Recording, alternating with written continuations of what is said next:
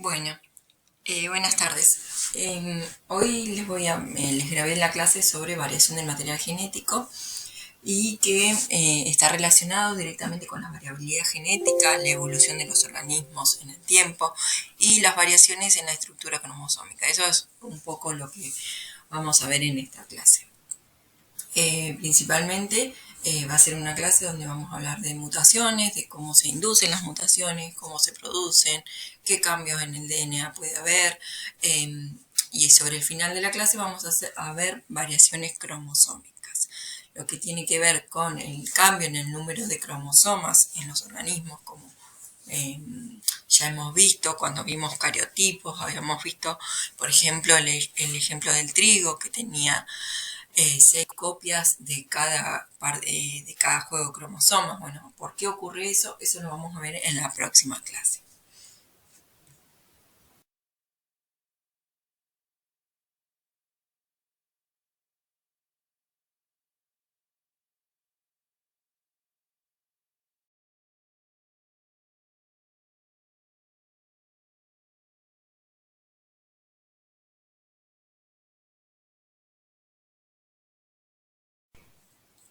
Bueno, primero vamos a definir qué son las mutaciones. Son cambios al azar, provocados o no por agentes mutagénicos en el material genético celular, y son no dirigidos y defectos imprevistos. Nosotros, cuando vimos la replicación del ADN, yo ahí les hablé de que la copia del ADN en la interfase del ciclo celular, donde en la fase de síntesis que se replicaba el ADN, esa copia de ADN era fiel copia de el ADN madre, digamos, de la célula madre.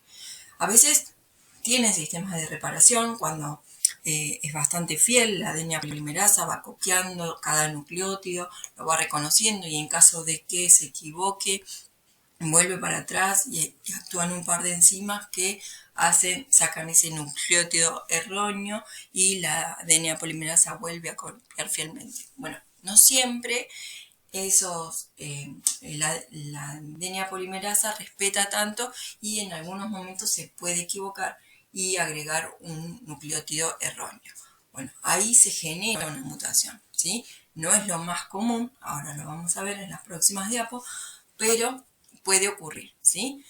O puede, que yo ya en algún momento les adelanté, que la radiación UV generaba dímeros de timina en el ADN, y entonces hacía que se hiciera la ADN polimerasa, cuando va copiando y se encuentra con un dímero de timina, se equivoca y pone cualquier cosa, y eso puede inducir a una mutación mayor, ¿sí? Después vimos otro tipo de mutaciones que por ahí yo se los nombré cuando hablamos de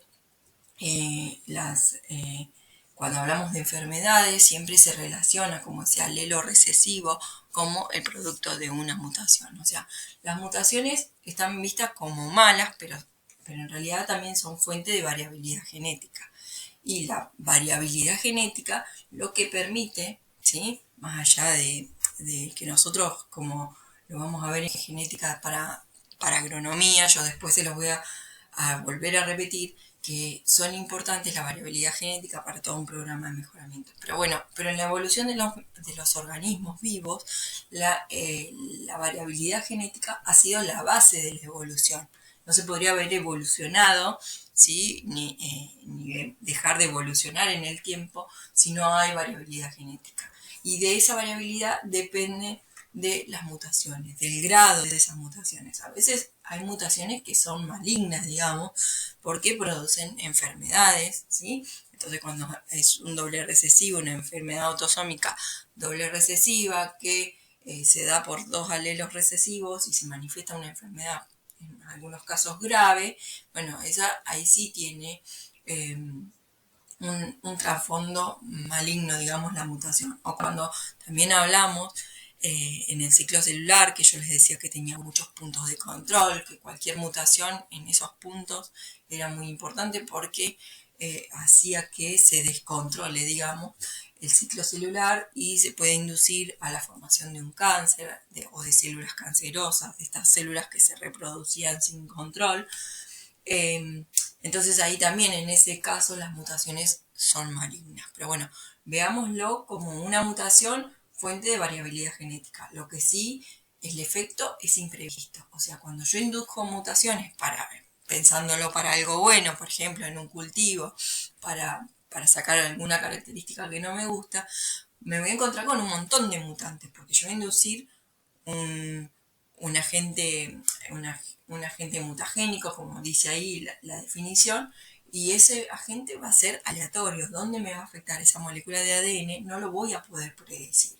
Entonces, los resultados para obtener el mutante que yo quiero van a ser bastante aleatorios y voy a tener de todo, ¿sí? Después voy a tener que saber qué seleccionar para ese mutante que yo estaba buscando. Pero bueno, eso lo vamos a ver mejor también, o vamos a verlo en mejoramiento de vuelta cuando yo les cuente los cultivos que se han desarrollado a través de las técnicas de mutaciones. Bueno, como les decía, tienen probabilidad baja, o sea, que ocurran de forma espontánea ese error, digamos, en el ADN o que me induzca un gen, una mutación que pueda aparecer en un gen, es como tiene baja probabilidad en organismos superiores. Primero, por el número de paredes base que tiene un organismo superior. Y segundo, por la tasa, digamos, de reproducción de esas células en organismos superiores. O sea, en una bacteria, como la tasa de reproducción de la bacteria es muy alta, la probabilidad de que aparezca una mutación es mucho mayor. Lo mismo que en los virus. O sea, el virus, hasta lo estamos viviendo con el tema del COVID, que los virus tienen una tasa de reproducción muy alta y las mutaciones están apareciendo como forma de supervivencia.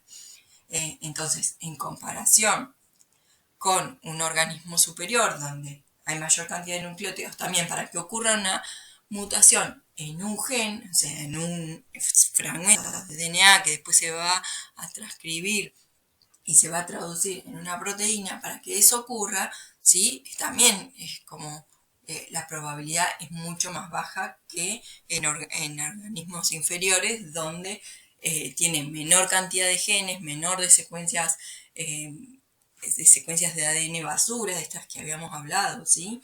Que eran tan grandes los ADN en los organismos superiores que después no necesariamente era la cantidad de genes a los que la cantidad de genes no estaba relacionado directamente con el tamaño del genoma.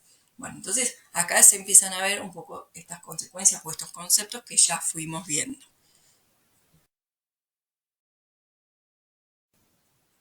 Bueno, entonces esto que les decía, que la tasa y la frecuencia de las mutaciones dependía del tamaño o de qué tipo de organismo estuviéramos viendo, digamos, la mutación. Entonces, ¿cómo se define la tasa? Bueno, es el número de mutaciones por unidad de tiempo, ¿sí? Por ejemplo, la mutación aparece en un cuarto de las generaciones, como se puede ver este grafiquito de acá de la izquierda. Hay genes que tienen más tendencia a tener mutaciones más altas que otras, ¿sí? Hay genes que está establecido que tienen una tendencia a mutar más fácil. En mamíferos, la probabilidad para que un gen mute es de 10 a la menos 9, ¿sí? Entonces, cuando nosotros por ahí empezamos a estudiar genética y nos agarra miedo, como que ya sabemos los agentes mutagénicos que existen, qué daño hacen en el ADN. Bueno, sí, tampoco es que va a pasar tan fácil o tan desapercibido una mutación, ¿sí? Recuerden que hay sistemas de reparación del ADN que controlan la fidelidad, digamos, con la cadena madre, ¿sí? Más allá de que hay sistemas de reparación, en el momento de la replicación, después también las células tienen otros sistemas de reparación que aparecen en diferentes momentos, ¿sí? Y bueno, y la frecuencia va a ser el número de mutaciones por célula o individuo, ¿sí? Cuanto mayor sea el número de individuos, la tasa de probabilidad de que aparezca una mutación va a ser mucho más alta. Esto es lo que les decía en el caso de los virus o las bacterias. Y ahí fíjense que la tasa de mutación en virus es de 1 a la 10, es altísima, ¿sí? Y en bacterias de 1 por 10 a la menos 4. ¿Sí? Entonces, en los dos casos, las mutaciones son mucho más altas y bueno, y esto también explica un poco lo que estamos viendo con el COVID, que todo el tiempo están apareciendo mutaciones diferentes, con distintos síntomas, con virus con un virus que provoca otros síntomas, otra tasa de infección, bueno, como que van afectando para su supervivencia, ¿sí? Después vamos a ver cuando veamos resistencia en plantas, ¿sí? Que hay una teoría del gen a gen que solamente se los cuento así por arriba, que cuando la planta tiene una resistencia para un determinado virus o para una determinada bacteria o para un cierto patógeno, ese patógeno reacciona generando una mutación eh, para volver a atacar esa planta, ¿sí? Y así es como una cadena que no para nunca, ¿sí? Pero bueno, pero lo que quiero que quede claro es que la tasa y la frecuencia de mutaciones dependen del tamaño del genoma de esos organismos y de la tasa de reproducción, digamos, de esos organismos. Entonces, en virus y bacterias es mucho más alto que en los organismos superiores o en los mamíferos. Bueno, y acá un cuadro que yo lo organicé así, o sea, después lo van a ver en que en los libros, en los capítulos del libro están como más desordenados. Entonces, como era mucha información, a mí me pareció que lo más apropiado era armar tipo un cuadro, ¿sí? Entonces, que se resumiera. Hay diferentes tipos de mutaciones y se clasifican en diferentes criterios, ¿sí? Entonces, un tipo de mutación, si tenemos en cuenta la extensión del material genético que se ve afectado, ¿sí? Se pueden decir que hay tres tipos de mutaciones: las génicas, las cromosómicas y las genómicas. A modo general, ya las vamos a explicar todas, pero génicas solamente está implicado el cambio de uno o dos nucleótidos en esta secuencia de ADN, ¿sí? Eso en principio.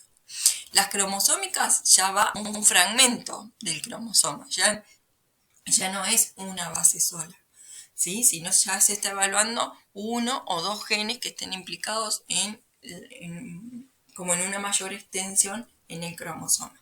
Y las genómicas es cuando estamos hablando cambios en el número cromosómico de cada especie. Si estamos hablando de los seres humanos, que tenemos 23 pares, o sea, 46 cromosomas, ¿sí? Una mutación genómica, por ejemplo, sería el síndrome de Down, que tiene un cromosoma más en el par 21. Entonces, los individuos con síndrome de Down tienen 47 cromosomas. Y esa es una mutación genómica, ¿sí?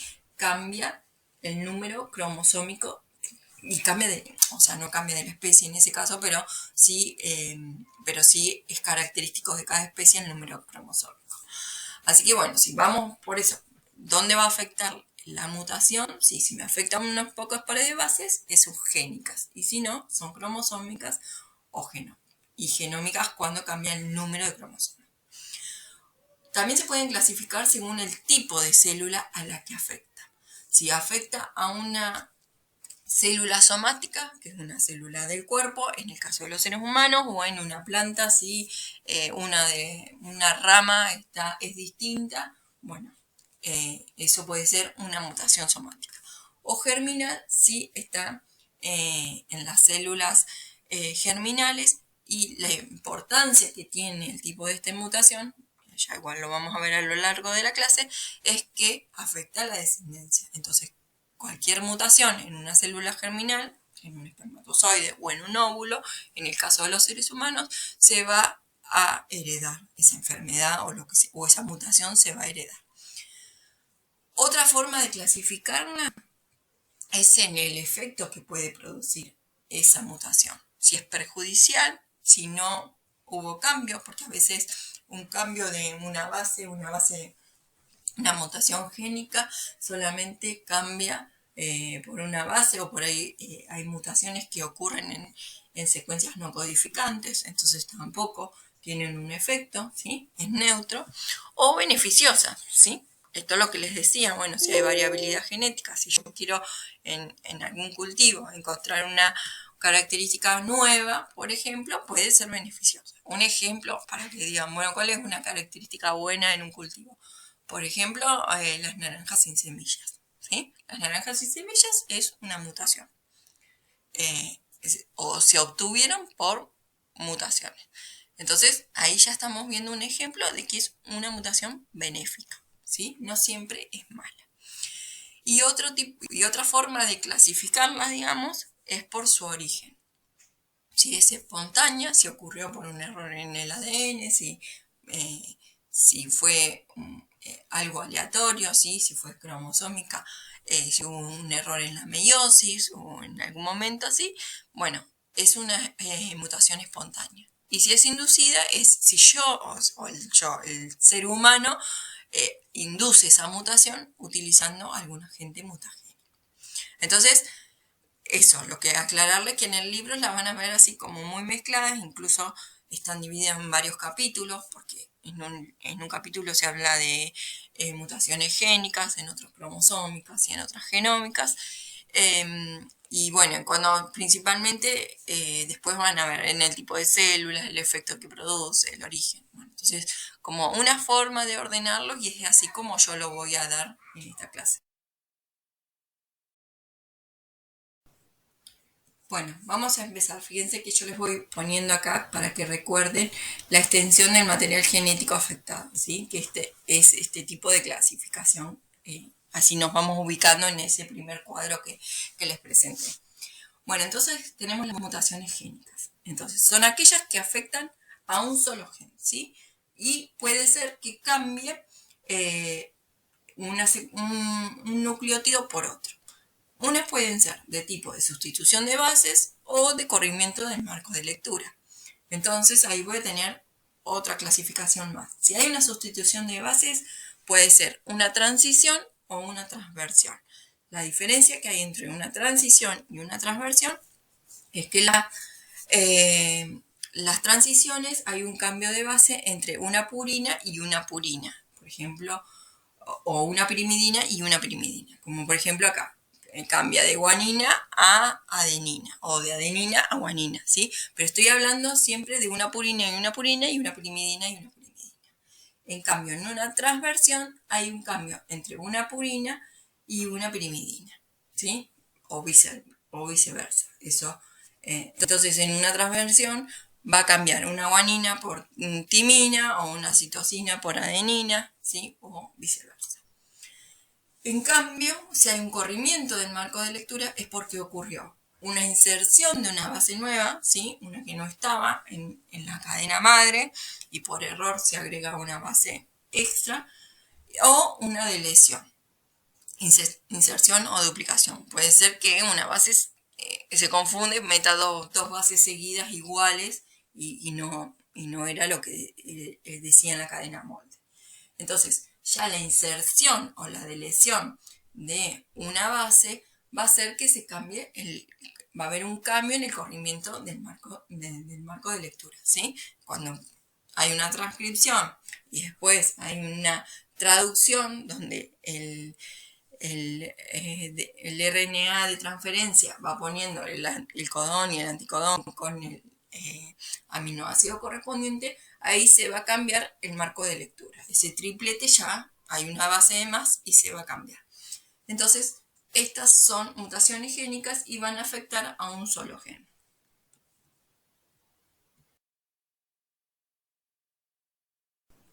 Acá les presento un resumen de las consecuencias que pueden tener este tipo de mutaciones génicas, ¿sí? Si hay una transición, bueno, ahí por ejemplo, hay un ejemplo de un ADN, un ARN mensajero y la proteína que se va a traducir. Entonces, la proteína es leucina, prolina, alanina, valina, cisteína, arginina y trionina, ¿sí? Eso es sin mutación. El ADN que no ocurrió ninguna mutación. Bueno, ahí por ejemplo tiene un símil lingüístico, ¿sí? 2 por 2 son más que 1. Es por ejemplo lo que diría. Sí, fíjense que no tiene mucho sentido la oración, pero es por el tema de usar 3 letras nada más, o sea, palabras de 3 letras en cada caso. Bueno, entonces, si hay una transición, por ejemplo, ya no va a ser 2 por 2 son más que 1, va a decir 2 por 2 sen más que 1, ¿sí? Entonces, hay un cambio. me cambia el aminoácido, cambió el aminoácido de valina por alanina. Entonces es posible que tenga un efecto en esa proteína. O no. Ahora después vamos a ver, porque hay una clasificación de acuerdo al efecto. Entonces no me quiero adelantar. En una transversión donde cambió adenina por citosina, ¿sí? También hay otro cambio de otro aminoácido y ahora en vez de valina, en vez de alanina, perdón, cambió a glicina, ¿sí? Entonces lo mismo. Se está cambiando, con solo un cambio ya cambia el aminoácido. Puede haber una inserción, ¿sí? Donde una inserción o una duplicación de un nucleótido y ahí, por ejemplo, hay una inserción de una timina, ¿sí? Entonces, ahora, en vez del aminoácido valina, se sintetiza el aminoácido de serina. Entonces, ya ahí cambió todo, porque hubo una inserción y me cambió el marco de lectura. Fíjense que ahora, en el símil lingüístico, digamos, dice 2 por 2 más, ya dice cualquier cosa. No dice ni siquiera, ya perdió hasta el sentido, ¿sí? Y si hay una deleción, ¿sí? Si se pierde un par de bases, puede que se forme un codón de stop, ¿sí? No solo se traduce en otra cosa o en otro aminoácido, no cambió el aminoácido, pero sí se formó un codón de stop. ¿Qué implica? Que se trunca la síntesis de proteína, le van a faltar más aminoácidos y probablemente ya esa proteína no sea funcional. Pero bueno, estos 4 tipos de mutaciones génicas tienen todas un efecto que se va a manifestar, un fenotipo que lo vamos a ver. O sea, todas estas variantes, cuando nosotros veíamos Mendel, tenemos el alelo recesivo y el alelo dominante, son consecuencias de las mutaciones. Los alelos múltiples, cuando habíamos visto, ¿sí? Solamente hay variantes, probablemente variantes así, de un aminoácido, de un codón de stop, que parecían que no tienen efecto, pero sí tienen variantes. Por ejemplo, en un color o en algo, o en un variegado se puede afectar. Entonces, ¿de dónde salen tantos alelos? Bueno, de las mutaciones. Bueno, este es un ejemplo de una mutación de cambio de sentido o sentido equivocado, que por ejemplo la anemia falciforme, que es una enfermedad que tiene que ver con malformaciones en los glóbulos rojos, solamente tiene una mutación del nucleótido de timina por adenina, ¿sí? Ahí cambia el aminoácido de glutamina por valina y solamente ese cambio del aminoácido hace que la forma de los glóbulos rojos sea diferente, ¿sí? Sea como esa lunita que se aparece. Bueno, una de las consecuencias es de la anemia falciforme es la formación como de trombosis, ¿sí? Se forman como aglomeraciones de estos glóbulos rojos y no hay circulación de la sangre de forma correcta. Este es otro ejemplo, la beta-talasemia también es un ejemplo de una enfermedad de malformaciones en los glóbulos rojos y tiene que ver, en vez de una deleción o una sustitución, un cambio de bases, una inserción, ¿sí? Hay una timina además, se cambia el marco de lectura y produce en la cadena beta-globulina que se sintetice antes. Entonces, no se forma, la hemoglobina no se forma correctamente y produce esta malformación en los glóbulos rojos. Este es otro ejemplo, la beta-talasemia también es un ejemplo de una enfermedad de malformación. Bueno, acá ahora vamos a ver las mutaciones según el efecto que producen. O sea, yo les decía, bueno, todas las mutaciones van a producir un efecto. Podría ser un efecto nulo, uno beneficioso o uno maligno. Eso es la primera como clasificación que había. Entonces, consecuencias funcionales de las mutaciones génicas. Esto, si hay una inserción, si hay una deleción, o si hay un cambio de base, una transición o una transversión. La consecuencia que puede tener es una mutación silenciosa. Cambia un codón por otro que determina el mismo aminoácido. Recuerden que había en el código genético había varios codones que codificaban para un mismo aminoácido. Entonces puede pasar eso, que justo el cambio de esa mutación génica me afecte y en un cambio de base que haga que se codifique para el mismo aminoácido. Entonces ahí va a ser una mutación silenciosa, no se va a manifestar de ninguna manera. Una mutación de cambio de sentido. Quiere decir que cambió un codón por otro que determina otro aminoácido. Un poco los ejemplos anteriores que habíamos visto. De la anemia falciforme, por ejemplo. Una mutación sin sentido es cuando cambia el codón que determina un aminoácido por uno de terminación. Entonces se acorta esa cadena polipeptídica, la síntesis queda truncada y no queda con la misma cantidad de aminoácidos y generalmente en ese caso va a dar origen a una proteína sin función probablemente, ¿sí? Entonces ahí como que se está perdiendo la funcionalidad de ese gen.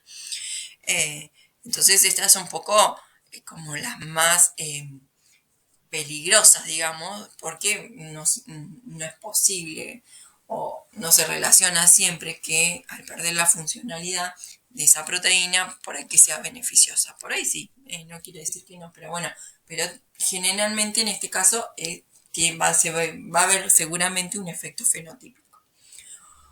Una mutación nula, estas también son importantes porque afectan el centro activo de la proteína. Entonces va a faltar la función. A veces hay un cambio en un aminoácido que es clave en la función de la proteína o en el sitio activo, en el sitio de unión al sustrato en una ruta metabólica. Bueno, en ese caso la mutación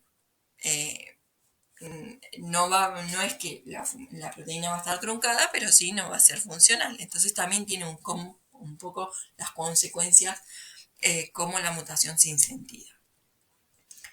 Y una mutación resumante quiere decir que no afecta el sitio activo de la proteína. Entonces puede cambiar por un aminoácido o por otro y por ahí tampoco la voy a ver a la mutación un efecto porque no está involucrado ese aminoácido en el centro activo, ¿sí? Probablemente me pueda afectar en el plegado. Recuerden que para la formación de una estructura cuaternaria en una proteína, ¿sí? Los aminoácidos tienen la función de formar esas estructuras terciarias, cuaternarias de las proteínas. Entonces, bueno, por ahí una cuestión en el plegado puede afectar el fenotipo de esa célula. Pero bueno, estas son los posibles efectos que puede tener una mutación génica. En este caso estamos viendo según el tipo de célula que afecta. Entonces yo, como ya les había anticipado, podía ser una mutación somática o germinal. Según afecte este tipo de células o no. Entonces, si hay una mutación en un tejido somático, ¿sí? En la piel, por ejemplo, se puede manifestar o en una enfermedad de la piel o en un cáncer de piel, ¿sí? Entonces, ese tipo de mutación no afecta a la progenie, ¿sí? Entonces, acá un poco el caso de que no todos los cánceres son hereditarios, ¿sí? De acuerdo a dónde sea la mutación o a dónde esté inducido ese cáncer. Primero habíamos hablado que hay muchos cánceres que hay genes que están involucrados. Bueno, eso es otra cosa, ¿sí? Acá es cuando es un cáncer inducido por mutaciones o por agentes mutagénicos. Si se da en un tejido somático, la progenie va a ser normal. En cambio, si aparecen mutaciones en el tejido germinal, ¿sí? La progenie probablemente no va a tener la mutación y va a desarrollar la enfermedad que esté relacionada con esa mutación o no. Pero bueno, entonces esto que tiene que quedar claro.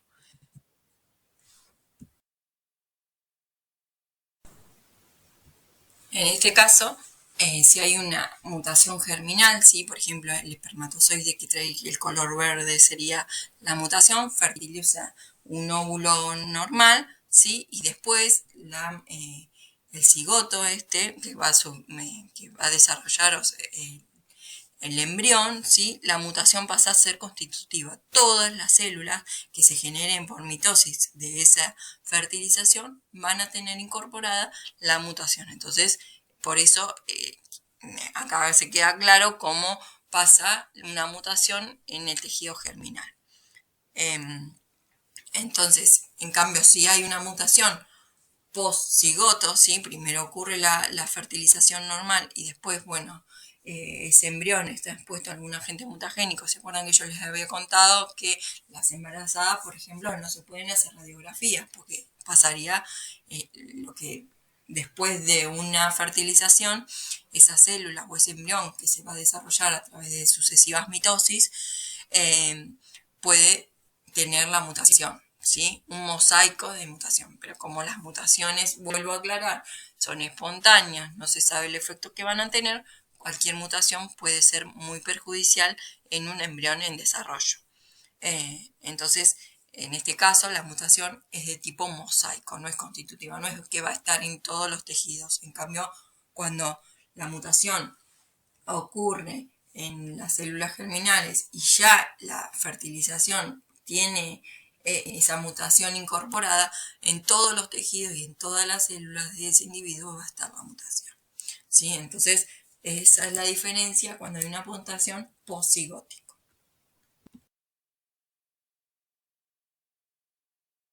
Otro ejemplo, que este ya lo hemos visto ya en varias oportunidades, que se lo vuelvo a repetir, ¿sí? La mutación germinal para la hemofilia en la familia real, ¿sí? Para que llegue a tanta descendencia, esa mutación es de tipo germinal. Además, recuerden que estaba asociada con el cromosoma X, ¿sí? Entonces, también está involucrada en los cromosomas sexuales. Entonces, era un doble recesivo que se manifestaba en la enfermedad de la hemofilia. Él estaba en el cromosoma X y era doble recesivo, ¿sí? Para que se manifestara tenían que estar en las mujeres, en el caso de las mujeres, homocigotas recesivas.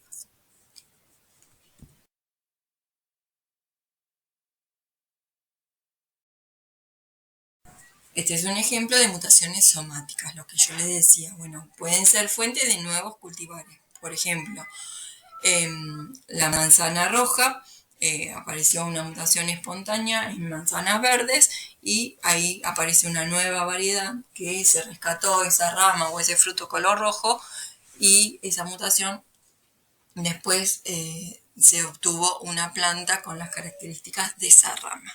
Bueno, la pera también, ¿sí? De la red Bartlett, que era roja, eh, apareció una rama con peras amarillas, que son los cultivares que conocemos como el William. Y lo mismo el pomelo, ¿sí? El pomelo es una mutación de la naranja, la presencia de semillas y el color del color de la pulpa, por ejemplo. ¿Sí? Entonces son distintas mutaciones que han sido como beneficiosas, han aumentado la variabilidad genética en, por ejemplo, cultivares de estas especies. Otro ejemplo, por ejemplo, es la mutación somática tardía que da lugar a los protoontogenes. Los protoontogenes son genes celulares que controlan el proceso de proliferación celular y diferenciación celular. Esto que yo les decía, bueno, en un embrión, cuando hay diferenciación celular, cuando las células empiezan a diferenciarse, bueno, pueden aparecer este tipo de mutaciones que son somáticas más tardías, ¿sí? No estaban en el embrión cigoto, no aparecieron en la mitosis, pero pueden aparecer. O en los procesos, ¿se acuerdan el ciclo celular? Que había 4 puntos donde se controlaba el ciclo celular, 3 puntos, perdón, ¿sí? Si hay errores en esas proteínas, en esos genes, estos son los protoontogenes. La ocurrencia de mutaciones en estos puede resultar en variantes alteradas u oncogenes, ¿sí? Oncogenes, ya la palabra nos hace referencia a la mutación, puede provocar la transformación de una célula normal en una célula tumoral. Y bueno, lo que ya habíamos visto en el ciclo celular, que una célula tumoral, la particularidad que tiene es que se divide sin control y empieza a colonizar otros tejidos, ¿sí? Entonces, bueno, era lo que podíamos ver, que si era un tumor que estaba encapsulado, ¿sí? Estaba como aislado de otros tejidos, o un tumor que podía generar metástasis e ir a otros tejidos y generar una invasión en todo el cuerpo, ¿sí? Entonces, cuando hay mutaciones en los proto-oncogenes, ahí es donde empieza a manifestarse una mutación en un cáncer principalmente. Bueno, habiendo visto los tipos de mutaciones que eran génicas, que cambiaba una base, o sea, una base por otra, una transición o una transversión, podíamos tener una deleción o una inserción. Bueno, eso era por el tipo de mutación que se daba. Vimos también en el tipo de célula que se daba, por el efecto que tenía. Bueno, ahora tenemos según el origen, ¿sí? Y aquí habíamos visto en el primer cuadro que podían ser espontáneas o inducidas. Bueno, cuando son espontáneas, una era el error de replicación, como les había dicho.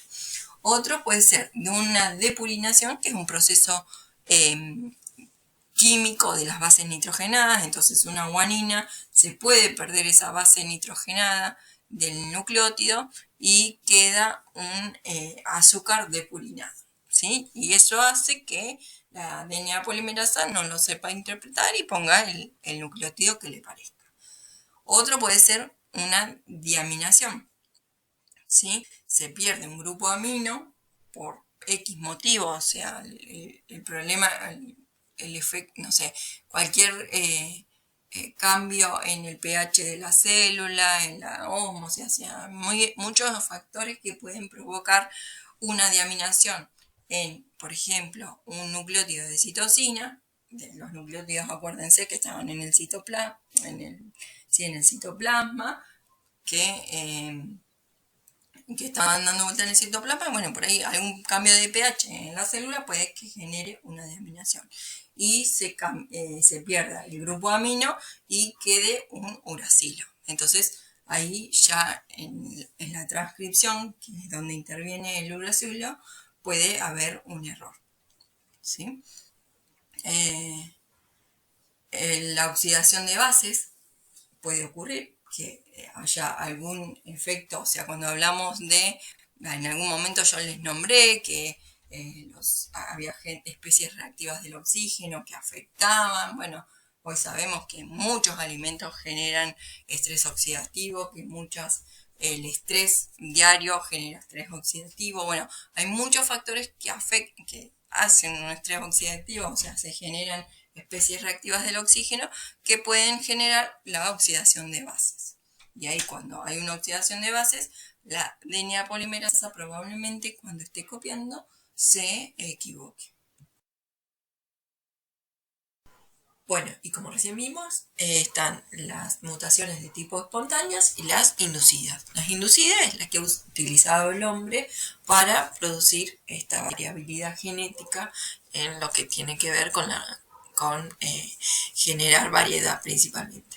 También se inducen mutaciones cuando se hace el estudio de enfermedades. Nosotros hemos visto, o cuando vayan a estudiar los capítulos del libro, que hay muchos ejemplos de muchas enfermedades que se ha evaluado en modelos de estudio, como los presenté el primer día de clase, que por ejemplo era el pesebra, o modelos, las mutaciones que se han inducido, por ejemplo, por Morgan en las moscas, ¿sí? Se inducen las mutaciones para estudiar distintos genes. Eso no ha sido siempre natural. Entonces, para inducir una mutación, ¿qué tenemos que hacer? Bueno, modificar una base del ADN, y así modificar la forma en que se aparean o que se apareen erróneamente. Eso se hace con distintos agentes mutagénicos. Hay agentes mutagénicos físicos y hay agentes mutagénicos químicos, ¿sí? Entre ellos, las radiaciones ionizantes, tiene que ver con los rayos X, los rayos alfa, los rayos beta, los rayos gamma, ¿sí? Los rayos X son los de cuando nos hacemos una radiografía, ahí en ese caso se usan rayos X. O, por ejemplo, cuando se hacen las mutaciones en forma experimental por un grupo de investigación donde se está induciendo mutaciones por estos métodos, bueno, eso se hace en cámaras especiales, ¿no? El operador no está expuesto, ¿sí? Solamente está expuesto lo que se quiera inducir la mutación. Generalmente es una célula o es un tejido donde se quiere, o un organismo como las moscas, ¿sí? Que se las expone a ciertas radiaciones. Después están las radiaciones no ionizantes. Ahora vamos a ver bien cuál es la diferencia entre ionizantes y no ionizantes, que son los rayos UV, los que estamos expuestos a la radiación solar, ¿sí? El ultrasonido se usa mucho en los laboratorios y también, por ejemplo, es aconsejable que mujeres embarazadas no estén trabajando con ultrasonido. Y choques térmicos. A veces también por distintos aparatos se pueden hacer choques térmicos, o sea, choques térmicos es exponer a muy altas temperaturas un tejido o lo que se quiera mutar. Y después hay agentes químicos como el ácido nitroso, la hidroxilamina, agentes alquilantes, análogos de bases y la colicina que se usa para inducir mutaciones. Ahora nos vamos a ver bien cómo se diferencia.